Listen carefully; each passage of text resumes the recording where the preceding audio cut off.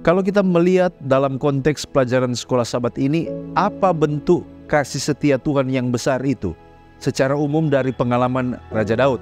Ungkapan aku mau bersyukur dan bermazmur adalah luapan hati dari Daud yang terungkap kepada Tuhan karena ia percaya bahwa sekalipun ia sedang dalam penderitaan dan kesulitan, Tuhan pasti akan menolong dia. Syarat untuk mendapatkan belas kasihan Tuhan itu sederhana, adil dan masuk akal, yaitu percaya, mencari kehidupan yang kekal dalam kerajaan Allah, dan kemudian meninggalkan dosanya.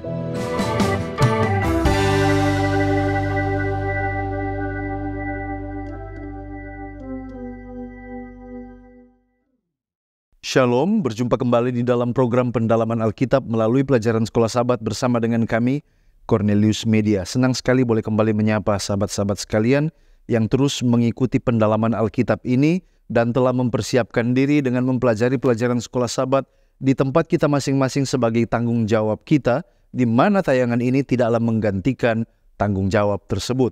Oleh karena itu saya terus mengingatkan, mari kita dengan setia mempelajari pelajaran sekolah Sabat di tempat kita masing-masing.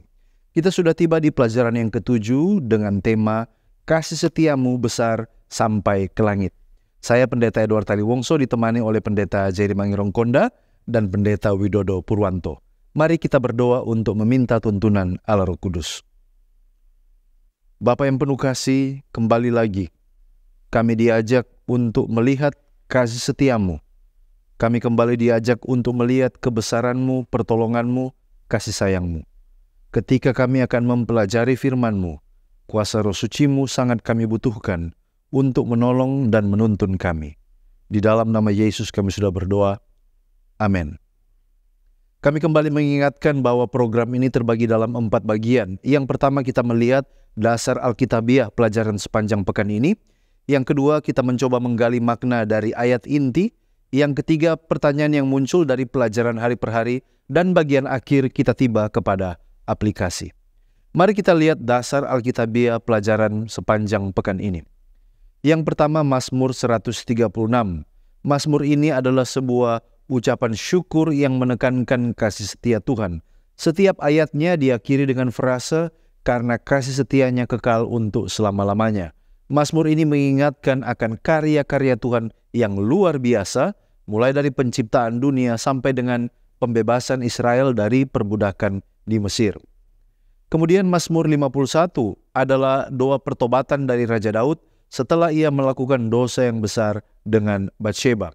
Daud merenungkan kedahsyatan dosanya dan kemudian dia merenungkan kebutuhannya akan hati yang bersih, akan pengampunan yang diberikan oleh Tuhan. Mazmur 130 adalah doa dari jurang kesesakan, mengekspresikan suatu harapan kepada Tuhan untuk pengampunan dan kasih-Nya yang besar. Penulis Mazmur ini menaruh kepercayaan penuh kepada Allah untuk mendengarkan dan mengampuninya. Mazmur 113 memuliakan kebesaran Tuhan dan kemurahan-Nya kepada orang yang lemah dan orang yang rendah.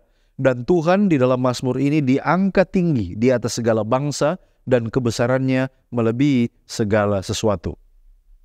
Mazmur 123 adalah doa untuk pertolongan Tuhan di tengah cobaan dan penindasan. Dan penulis Mazmur ini mengangkat matanya ke arah Tuhan yang bersemayam di sorga sebagai sumber pertolongan dan perlindungannya.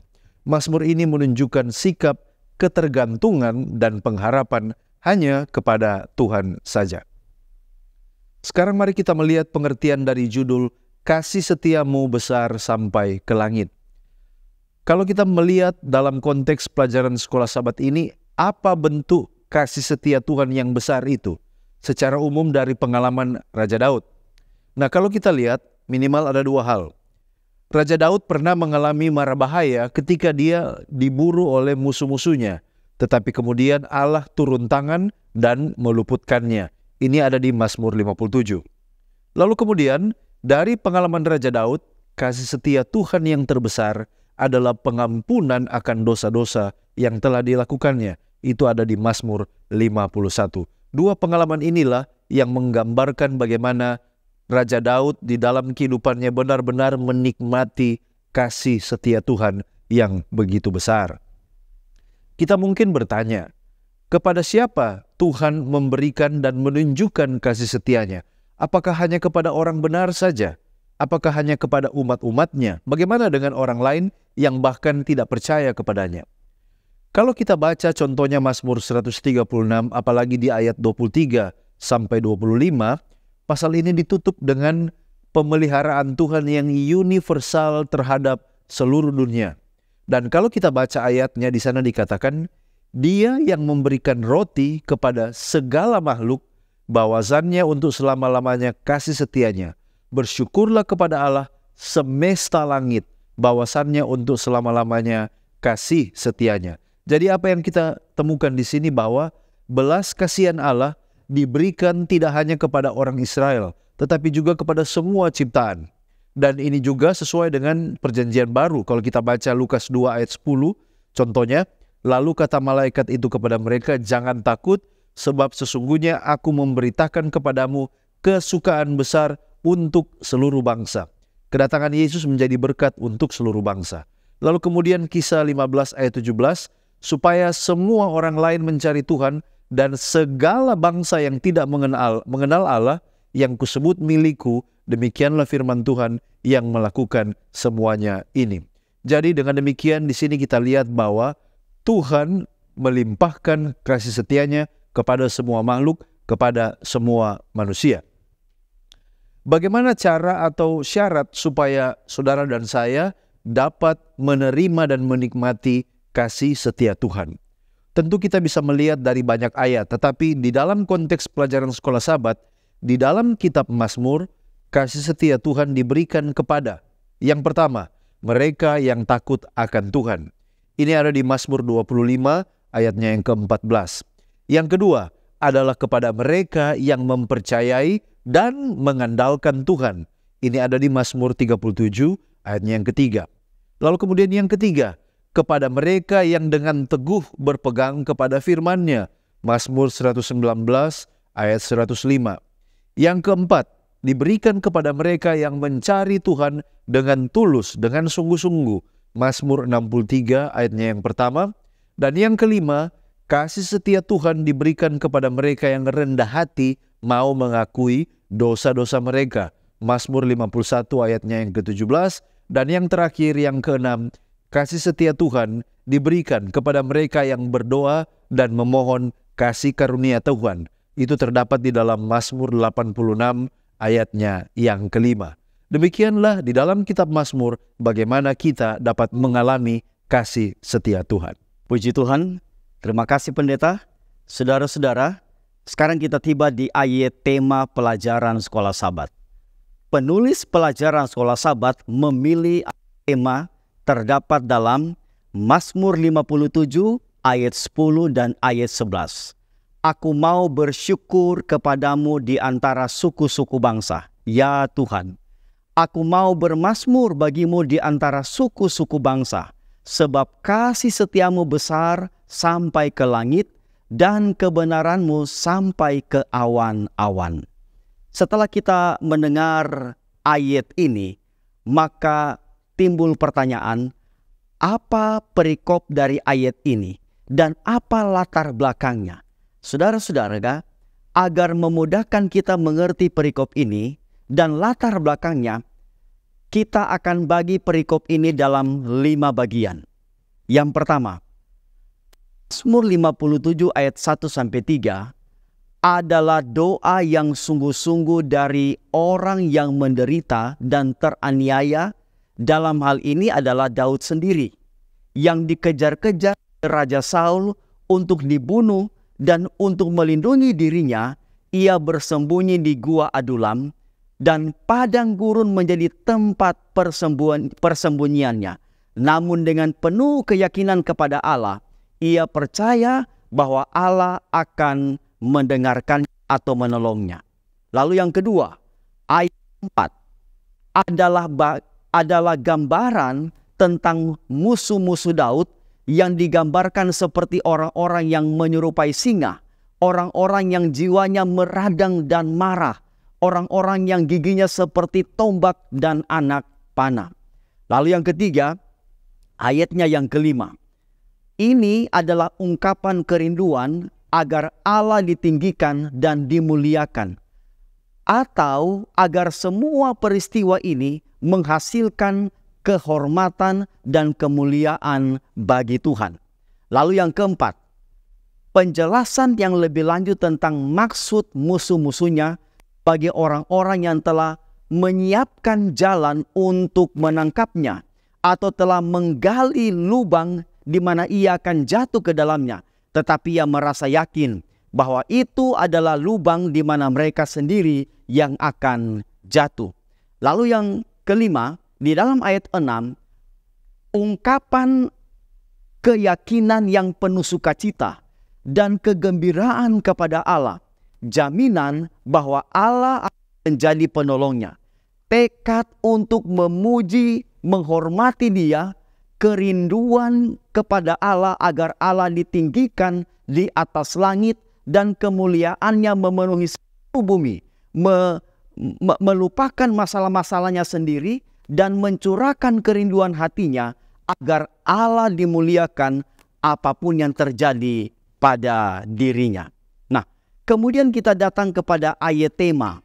Bagian yang akan kita tanyakan adalah, apa pengertian aku mau bersyukur dan aku mau bermazmur? Nah, tentunya di dalam konteks Daud saat pengejaran dan ancaman. Mengapa bersyukur di saat susah? Dalam hal ini Daud ketika di dalam ancaman Raja Saul. Nah, mari kita lihat konteksnya. Nah, saudara-saudara, sebelum kita lihat konteksnya, mari kita lihat dulu definisi apa itu bersyukur. Nah, saudara-saudara, dalam Alkitab New International Version sebutkan bersyukur itu adalah I will praise. Bila merujuk dari kata Ibrani, bersyukur didasarkan pada kata yadah. Artinya mengaku atau mengakui. Nah, kata yada yang diterjemahkan bersyukur dalam hal ini adalah mengaku atau mengakui, ada 10 kali disebutkan. Contohnya saya ambil dalam Kejadian pasal 29 ayat 35. Kata bersyukur atau yada di ayat itu mengakui bahwa Tuhanlah yang telah memberikan dia atau perempuan dalam hal ini Lea 4 orang anak secara berturut-turut. Anak pertama Ruben, lalu Lewi, lalu Simeon, dan yang terakhir Yehuda. Pada waktu Lea melahirkan anak yang keempat atau pria yang keempat, dalam hal ini adalah Yehuda, dia menggunakan kata yada atau kali ini aku mau bersyukur kepada Tuhan karena Tuhan telah memberikan dia 4 orang anak laki. Nah, tindakan bersyukur itu adalah sebuah pengakuan perempuan ini dalam hal ini Lea kepada Tuhan. Kenapa? Karena Tuhan yang telah memberikan dia seorang atau 4 orang putra di tengah-tengah keluarganya. Dan ini akan memberikan kebahagiaan kepada suaminya.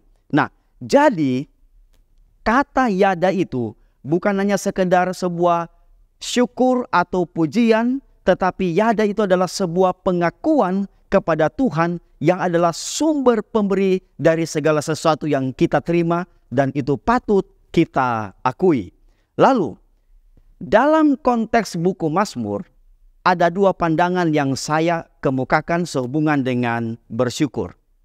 Pandangan yang pertama, Albert Barnes mengatakan, ungkapan aku mau bersyukur dan bermazmur adalah luapan hati dari Daud yang terungkap kepada Tuhan karena ia percaya bahwa sekalipun ia sedang dalam penderitaan dan kesulitan, Tuhan pasti akan menolong dia.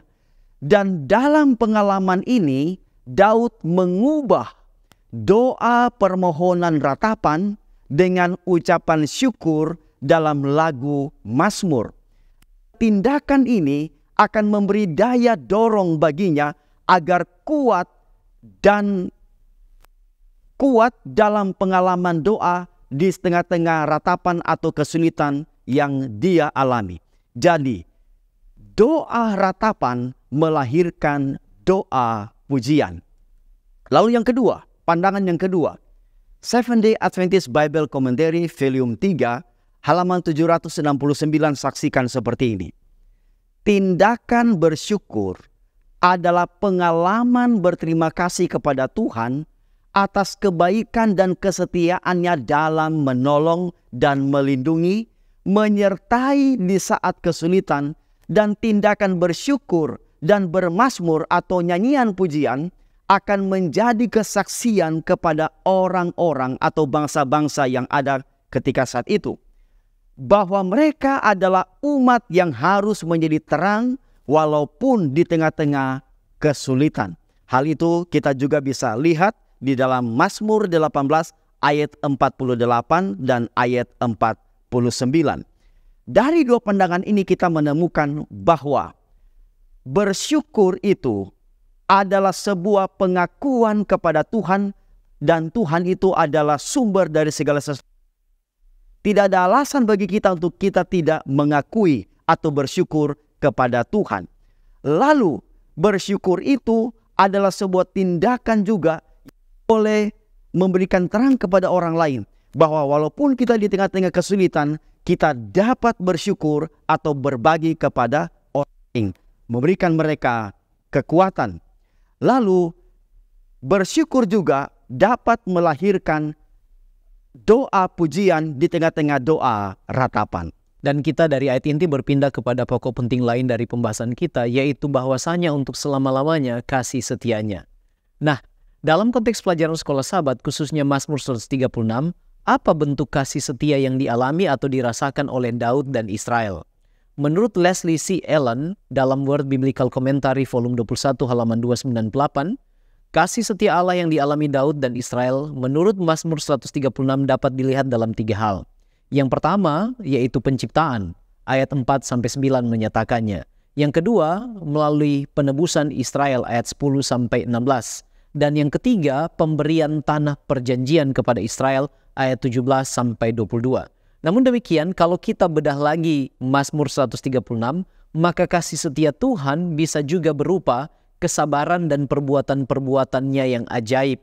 Ayat 4 mengatakan, dia seorang diri melakukan keajaiban-keajaiban yang besar, seperti memukul mati anak-anak sulung Mesir, kemudian membelah laut Teberau, dan lain sebagainya. Kemudian bisa berupa penyertaan dan pimpinannya. Ayat 11 mengatakan, dan membawa Israel keluar dalam hal ini dari tanah perbudakan Mesir. Lantas selanjutnya memberi kelepasan, ayat yang ke-15, mencampakkan Firaun dan tentaranya ke laut Teberau. Ayat 24 mengatakan membebaskan kita daripada lawan kita. Kemudian berupa kemenangan, ayat yang ke-17, dia memukul kalah raja-raja yang besar. Kemudian dalam bentuk memberi perhentian, ayat yang ke-23, dia yang mengingat kita dalam kerendahan kita. Kemudian yang terakhir, dia menyediakan setiap kebutuhan. Ayat yang ke-25 mengatakan, dia yang memberikan roti kepada segala makhluk. Nah, dalam bentuk-bentuk inilah kasih setia Allah dinyatakan, dirasakan dalam kehidupan Daud dan Israel. Sekarang, bagaimana cara dan syarat agar kita dapat kasih setia dan belas kasihan serta kemurahan Tuhan? Yang pertama yang perlu diperhatikan adalah bahwa Allah itu kasih adanya menurut 1 Yohanes 4 ayat yang ke-8. Kasih Allah itu absolut dan tetap. Tidak salah bila pemazmur mengatakan bahwasanya kasih setianya untuk selama-lamanya. Kemudian Mazmur 145 ayat yang ke-17 mengatakan, Tuhan itu adil dalam segala jalannya dan penuh kasih setia dalam segala perbuatannya. Kasih setia dalam bahasa Ibrani adalah keset, yang menurut Seventh Day Adventist Bible Commentary volume 3 halaman 921 secara literal bisa diterjemahkan the divine love, atau kasih ilahi yang sifatnya teguh, kekal, dan tidak berubah. Ibrani pasal 13 ayat 8 mengatakan Yesus Kristus tetap sama, baik kemarin maupun hari ini dan sampai selama-lamanya. Jadi dari pihak Tuhan, kasih setia dan belas kasihan serta kemurahannya itu selalu tersedia.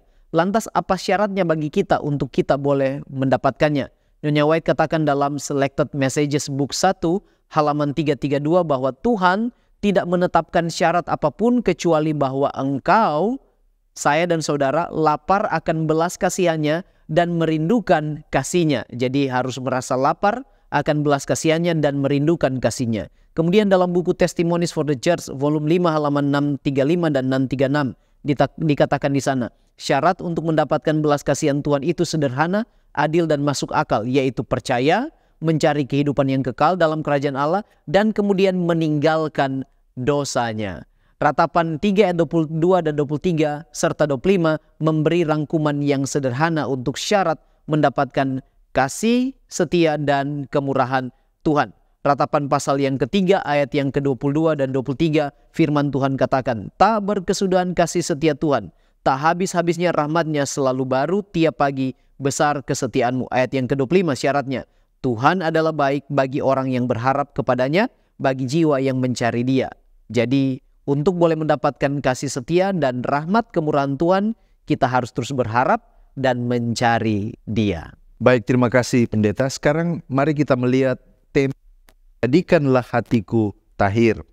Nah saudaraku, kata tahir berasal dari bahasa Ibrani taher, yang sebenarnya artinya dibersihkan atau dimurnikan, baik secara fisik, ritual, maupun juga secara moral.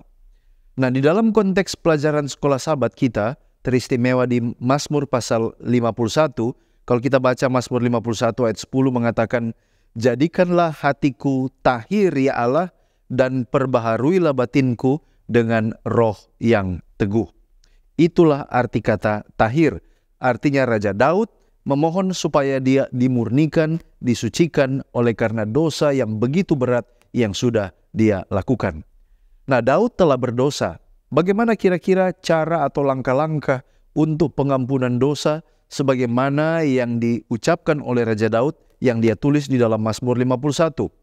Dalam Mazmur 51, Daud telah berdosa dan dia mengakui dosanya di hadapan Tuhan.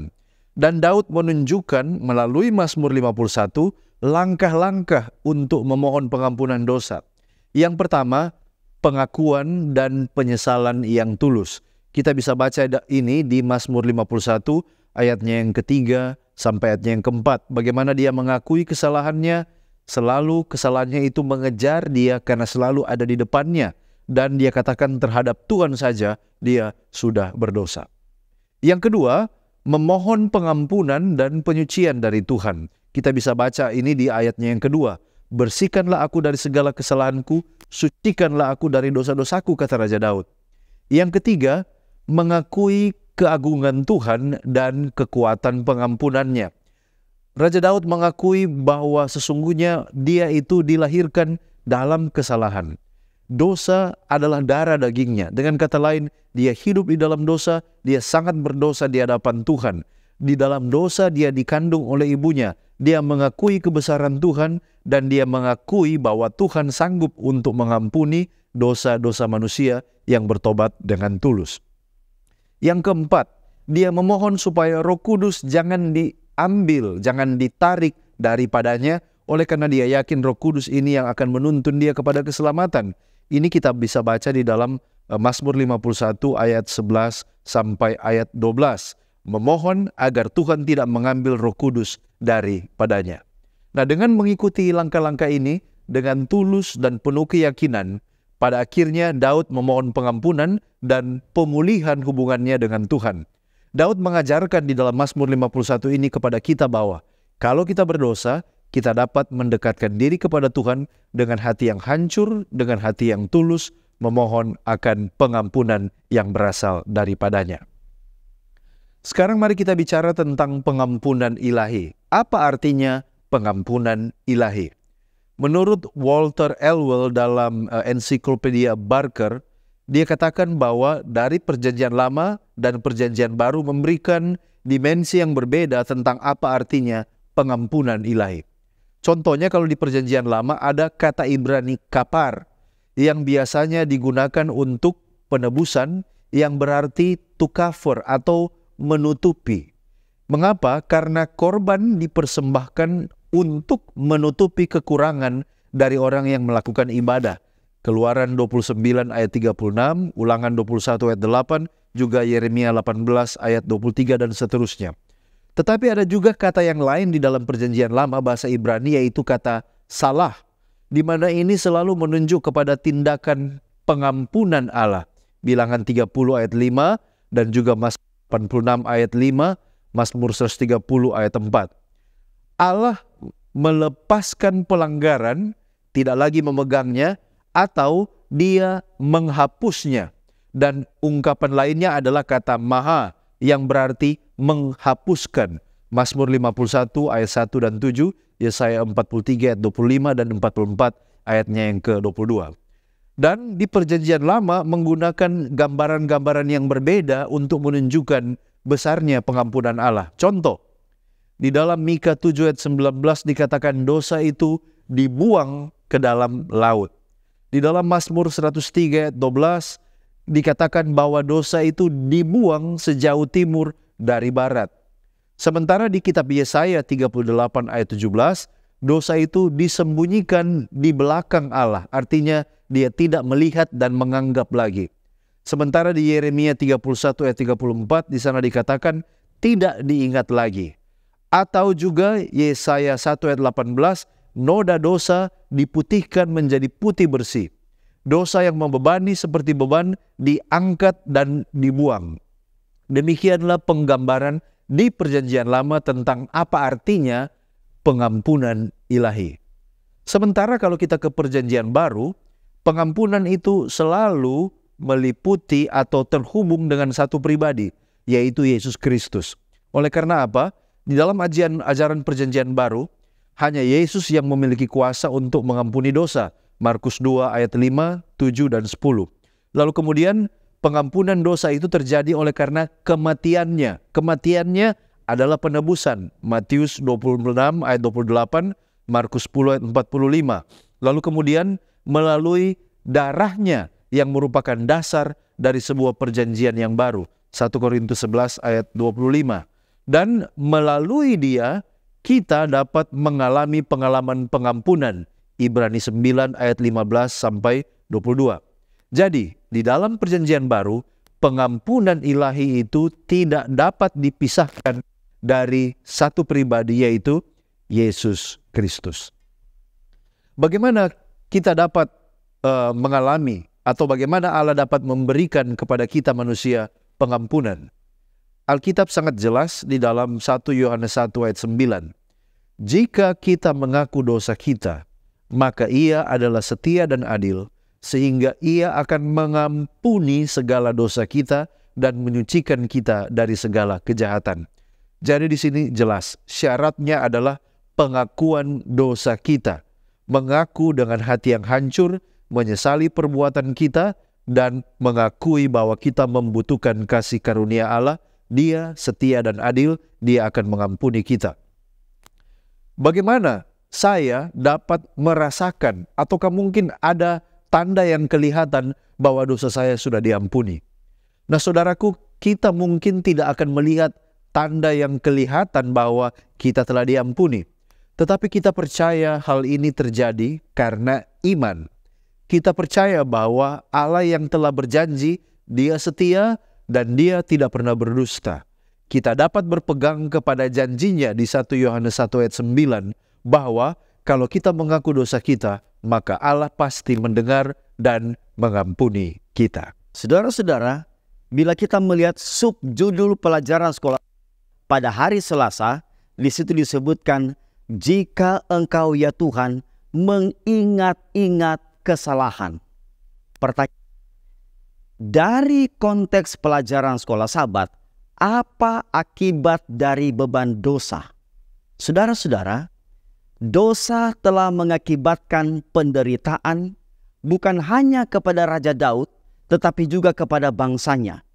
Mazmur 130 ayat 3 dan ayat 8. Dosa akan membuat manusia terpisah dengan Allah di dalam ayatnya yang ketiga. Sebutkan saja, jika engkau ya Tuhan mengingat-ingat kesalahan. Tuhan, siapakah yang dapat tahan? Artinya, kalau Tuhan tidak mengampuni, membebaskan orang dari dosanya, siapakah yang dapat tahan dalam penderitaan? Bahkan akibat dosa, siapa yang dapat menanggungnya? Karena berat penderitaan akibat dosa ini, maka Raja Daud berseru di dalam ayatnya yang keempat, tetapi kepadamu ada pengampunan. Dalam ayat 8, Dia akan memberikan pembebasan bagi Israel. Nah, dari pelajaran sekolah Sabat hari Selasa juga, penulis menyaksikan tentang catatan dosa disimpan untuk hari penghakiman. Kemudian pertanyaan, apa yang dimaksud dengan catatan dosa? Apa hubungannya dengan hari penghakiman? Saudara-saudara, Alkitab dan pena inspirasi menyaksikan ada 3 buku yang Allah gunakan dalam mencatat nama dan perbuatan-perbuatan jahat atau baik.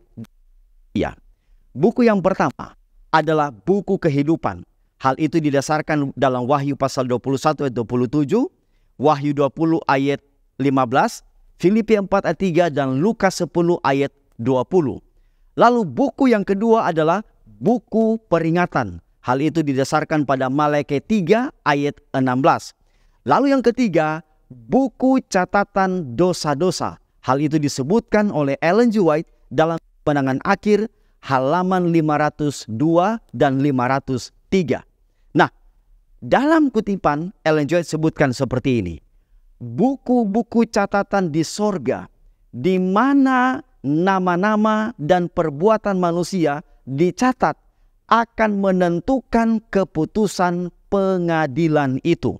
Lalu pertanyaannya adalah, apa isi dari buku kehidupan, buku peringatan, dan buku catatan dosa-dosa? Nah, saudara-saudara, buku kehidupan isinya adalah nama-nama orang yang telah mengambil bagian dalam pelayanan Allah atau dalam penginjilan. Hal itu saudara boleh lihat dalam Filipi 4 ayat 3, Lukas 10 ayat yang ke-20.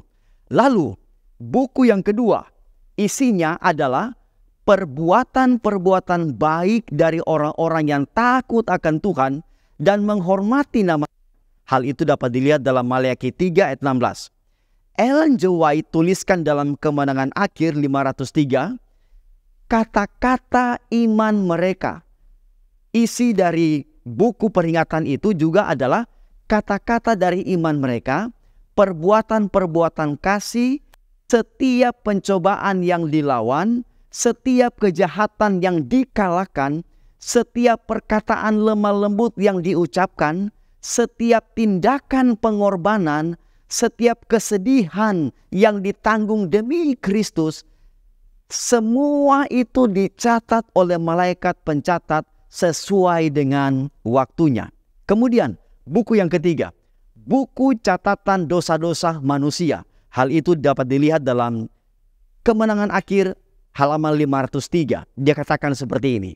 Isinya adalah setiap kata-kata sia-sia yang diucapkan, motif-motif yang tersembunyi, setiap tindakan yang mementingkan diri sendiri, setiap tugas yang tidak diselesaikan, setiap dosa yang tersembunyi, dan setiap kepura-puraan atau teguran yang diremehkan atau waktu-waktu yang disia-siakan, kesempatan-kesempatan yang tidak dikembangkan, pengaruh-pengaruh yang digunakan untuk kebaikan ataupun kejahatan, semua itu dicatat oleh malaikat pencatat. Nah, kemudian apa hubungannya dengan pengadilan? Saudara-saudara, bila kita membuka Pengkhotbah pasal 12 ayat 11, dikatakan, karena Allah akan membawa setiap perbuatan ke pengadilan yang berlaku atas segala sesuatu yang tersembunyi, entah itu baik, entah itu jahat. Nah, dalam konteks buku Mazmur, pemazmur memohon pengampunan Allah yang akan menghapus catatan dosa-dosa. Hal itu dapat dilihat dari Mazmur 51 ayat 1 dan 9, Yeremia 31 ayat 30, dan juga Mika 7 ayat yang ke-19. Kita berpindah kepada pokok penting lain dari diskusi kita, yaitu puji Tuhan yang Maha Agung dan Maha Penyayang. Nah, bagaimana cara memuji Tuhan dalam konteks pelajaran sekolah Sabat? Dalam konteks sekolah Sabat kita dapat memuji Tuhan dengan meninggikan namanya di atas segala nama serta memberi penghormatan tertinggi hanya kepadanya. Mazmur 113 ayat 2-5 adalah ekspresi pemazmur dalam memuji Tuhan. Dikatakan dalam ayat-ayat tersebut, kiranya nama Tuhan dimasyurkan sekarang ini dan selama-lamanya. Dari terbitnya sampai kepada terbenamnya matahari, terpujilah Tuhan. Tuhan tinggi mengatasi segala bangsa. Kemuliaannya mengatasi langit. Siapakah seperti Tuhan Allah kita yang diam di tempat yang tinggi? Ini adalah sesungguhnya pernyataan iman, pengakuan hati bahwa tidak ada kekuatan atau kuasa di dalam ataupun di luar dunia yang dapat menantang atau menyamai Allah Israel.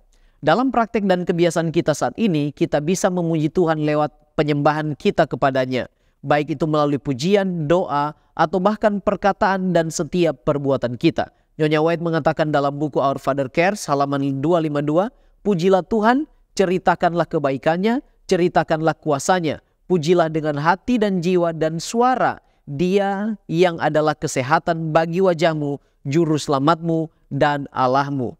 Nah, sebagai orang beriman, apa yang dapat kita lihat dan rasakan bahwa Allah adalah agung dan penyayang, padahal dalam kehidupan kita mengalami kesengsaraan atau bahkan ancaman.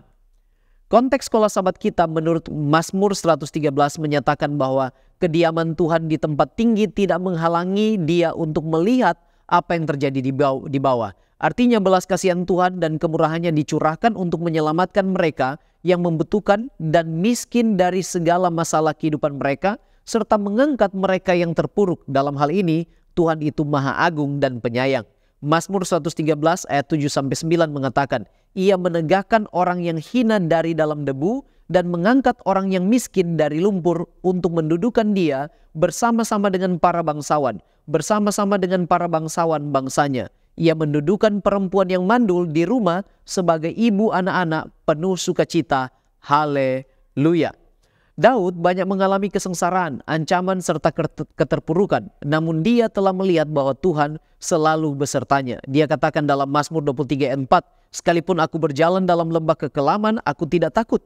Sebab engkau besertaku, gadamu dan tongkatmu itulah yang menghibur aku. Janji kehadiran Allah dalam keadaan susah dan menderita adalah sebenarnya sebuah jaminan yang cukup bagi kita untuk tetap melihat dan merasakan keagungan dan kasih sayang Tuhan. Seventh-day Adventist Bible Commentary volume 3 halaman 686 mengatakan, orang Kristen tidak membutuhkan apapun selain kesadaran akan kehadiran Tuhan. Itu sudah cukup. Bagi orang yang tidak percaya Allah yang berada dalam hidup makmur, bagaimana kemudian dapat disebut Allah agung dan penyayang bagi mereka? Mazmur 19 ayat 2 mengatakan langit menceritakan kemuliaan Allah dan cakrawala memberitakan pekerjaan tangannya. Jadi bagi orang yang tidak percaya Allah pun, alam menjadi bukti yang tidak bisa diabaikan tentang adanya pencipta, yaitu Allah yang agung dan penyayang. Roma 1 ayat yang ke-20 menambahkan, sebab apa yang tidak nampak daripadanya, yaitu kekuatannya yang kekal dan keilahiannya, dapat nampak kepada pikiran dari karyanya sejak dunia diciptakan, sehingga mereka tidak dapat berdalih.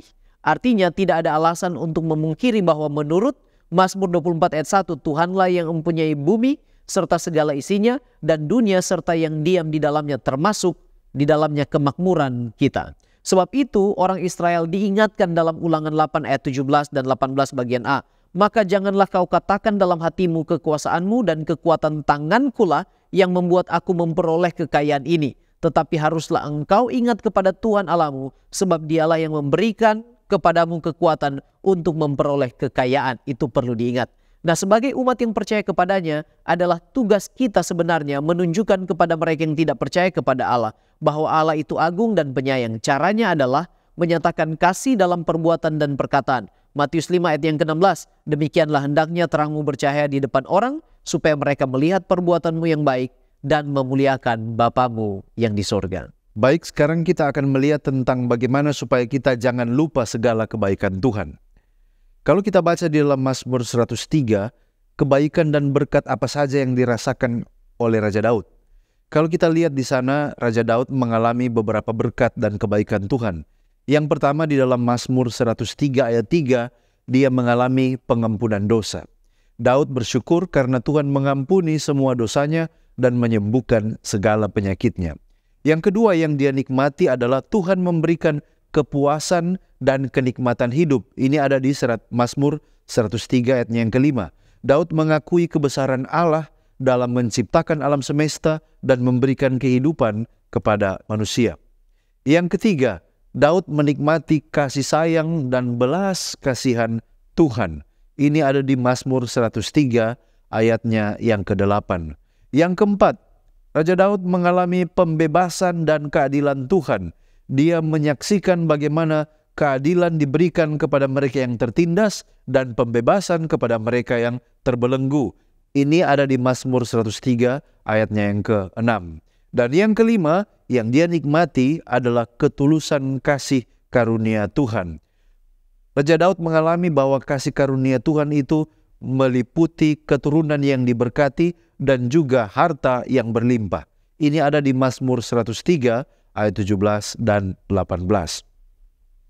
Bagaimana caranya kita semua dapat memperoleh berkat dan kebaikan Tuhan? Di dalam konteks kitab Mazmur minimal ada 6 hal bagaimana supaya kita dapat menikmati kebaikan dan berkat Tuhan. Yang pertama, takut akan Tuhan. Ini ada di Mazmur 34 ayatnya yang ke-9. Yang kedua, kita mempercayai Tuhan sepenuhnya. Ini ada di Mazmur 37 ayat 3-5. Kemudian berpegang pada firman Tuhan, mengandalkan firman Tuhan. Mazmur 1 ayat 1-3. Berdoa dengan hati yang tulus. Mazmur 145 ayat 18. Dan yang kelima, menyembah dan mengucap syukur kepada Tuhan, memuji namanya. Mazmur 100 ayat 4. Dan yang paling terakhir, hidup dalam ketaatan dan dalam kebenaran. Mazmur 84 ayatnya yang ke-11. Kalau kita melakukan keenam hal ini di dalam konteks kitab Mazmur, maka ini merupakan jaminan kita akan menikmati kebaikan dan berkat Tuhan.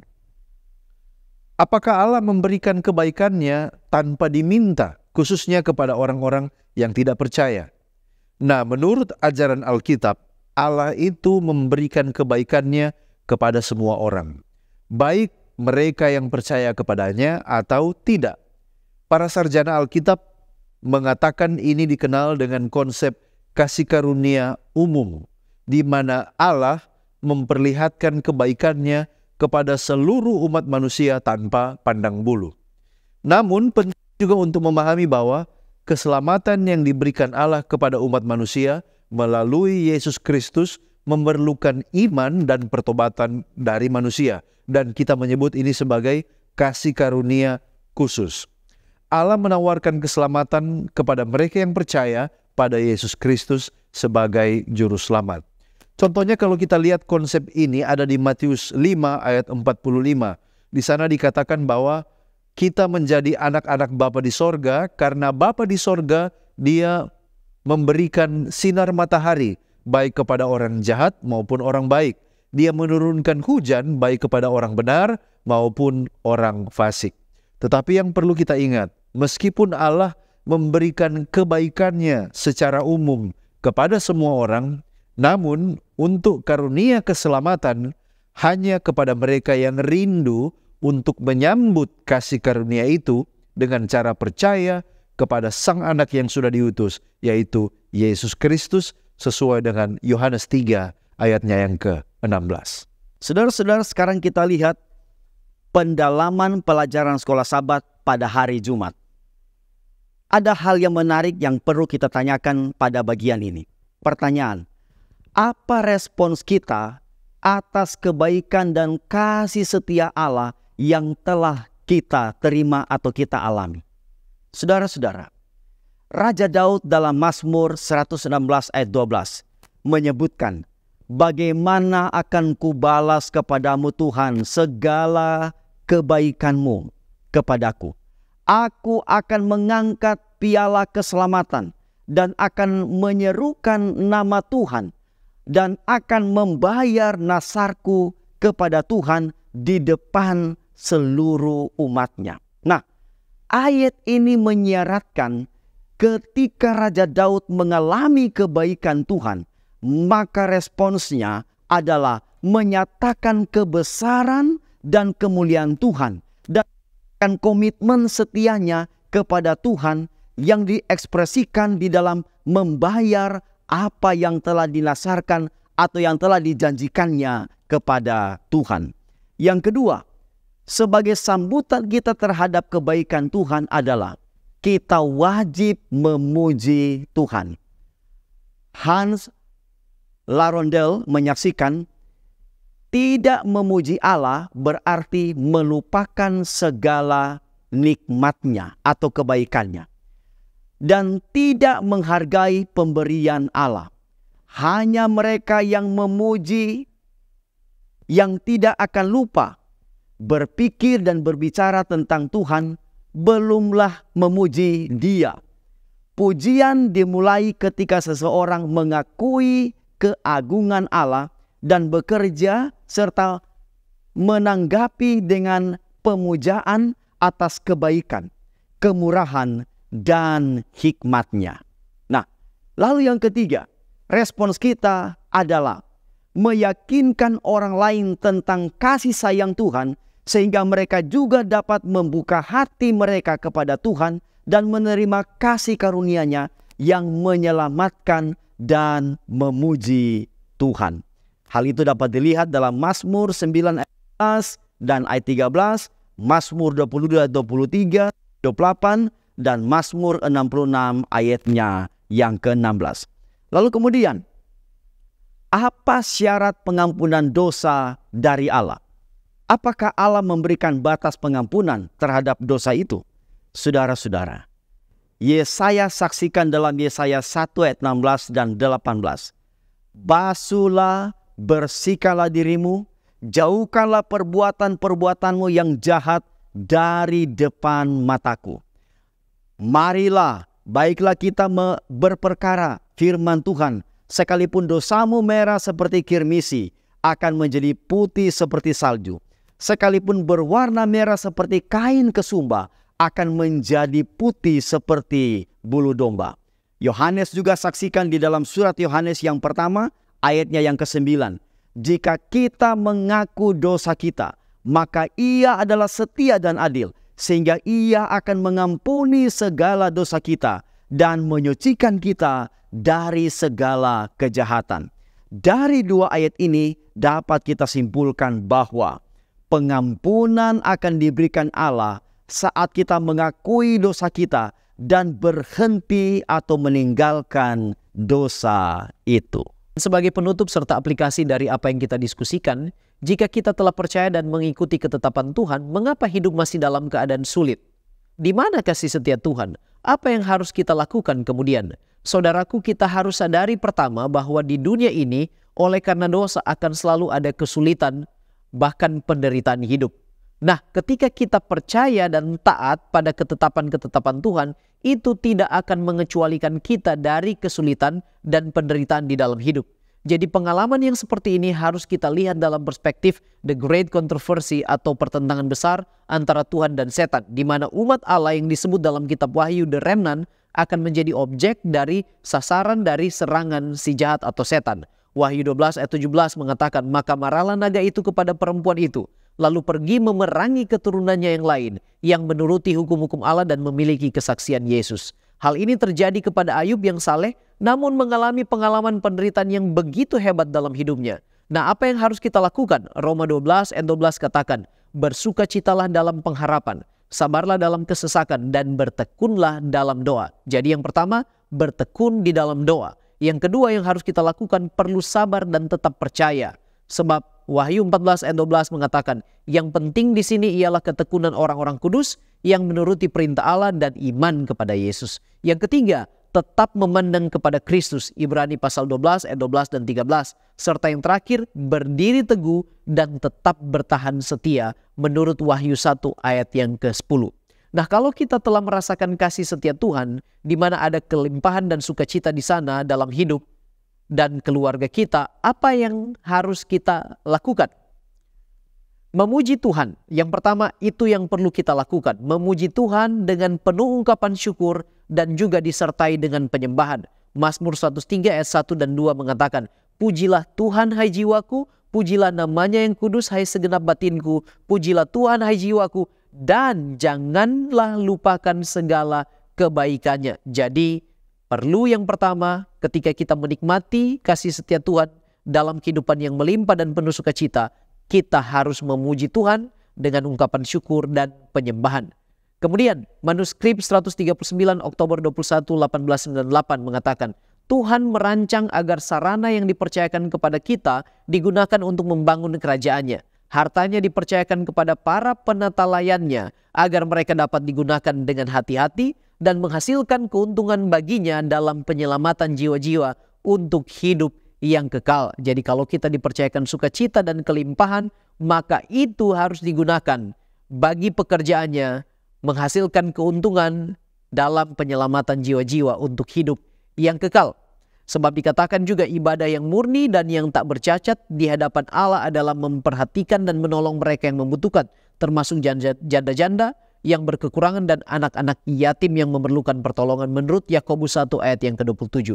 Dan yang terakhir Nyonya White katakan dalam buku Our Father Cares 252, ketika rasa cinta kasih Tuhan terus-menerus menyegarkan jiwa, hal itu akan terungkap di wajah melalui ekspresi kedamaian dan sukacita. Hal itu akan terwujud dalam kata-kata dan perbuatan. Dan Roh Kristus yang murah hati dan kudus yang bekerja di dalam hati akan menghasilkan pengaruh yang mempertobatkan orang lain di dalam kehidupan kita. Itulah yang perlu kita lakukan supaya kita boleh mencerminkan Kristus ada di dalam kehidupan saya dan saudara. Mari kita tunduk kepala dan kita satu di dalam doa. Terpujilah namamu ya Tuhan, sebab Engkau baik. Engkau telah memberi kami kesempatan untuk belajar daripadamu. Tuhan tolong melalui kuasa Roh Kudus, supaya apa yang kami pelajari dapat tertanam di dalam hati dan pikiran kami. Dan Tuhan mampukan kami untuk mengimplementasikannya di dalam kehidupan ini. Terpujilah namamu Tuhan, ampuni kami dari dosa kami. Dalam nama Tuhan Yesus kami sudah berdoa. Amin.